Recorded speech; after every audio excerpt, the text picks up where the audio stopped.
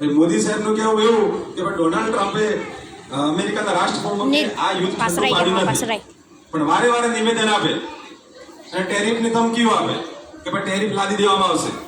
Brazil, Israel ના આ બધા જે વડાપ્રધાનો છે આ બધા એક થાય એટલે એમને ટેન્શન વધ્યું ડોનાલ્ડ ટ્રમ્પ સાહેબને, કારણ આ બધા નેતાઓ એક થઈ જશે તો હું શું કરીશ.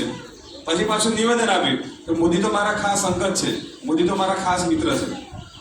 તો વર્લ્ડ લેવલની જે રાજનીતિ હોય ત્યાં પણ મોદી સાહેબનો દબદબો છે અને એમણે આપણા આખા દેશનું નામ રોશન કર્યું છે. કદાચ જવાહરલાલ નહેરુનું જે શાસન હતું એમના જેટલું એમના કરતાં પણ વધારે સમય દેશના વડાપ્રધાન આવતીકાલે જન્મદિવસ છે, 75 વર્ષની ઉંમર છે.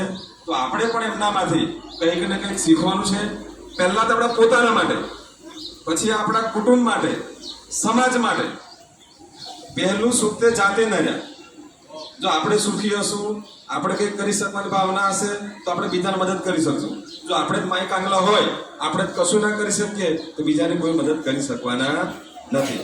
તો આવું નરેન્દ્ર મોદી સાહેબનું ઉમદા જીવન છે.